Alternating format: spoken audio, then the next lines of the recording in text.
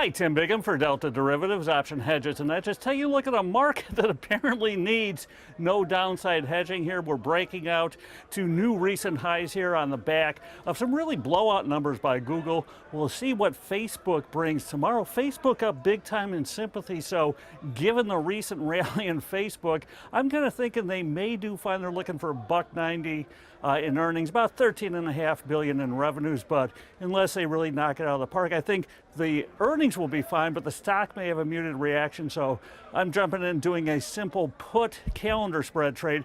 Like the fact that this week's options obviously have a high IV because of earnings. Next week's much lower, so I'm capturing that term structure file. So buying next week's at the money 215 puts, selling this week's at the money 215 puts, only paying about 40 cents here.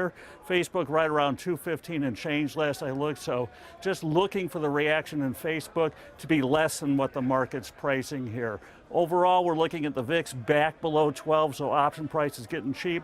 Another kind of calendar trade I like for this week is with those Wednesday options now in the SPY, buying Fridays at the money 282 puts, selling Wednesdays 282 puts, only paying about 25 cents for that.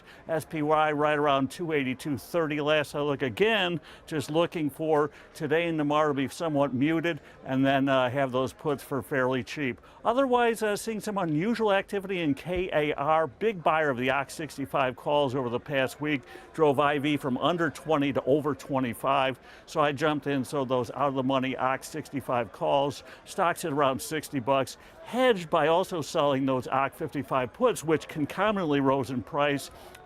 Just looking to capture that vol, and for KAR to come back, have that reversion once that buyer steps away. So we'll see what the FANG names do. We saw Google with a blowout, Netflix with a miss. We'll see what Facebook has tomorrow. So until next time, as always, here's a good trading. Take care.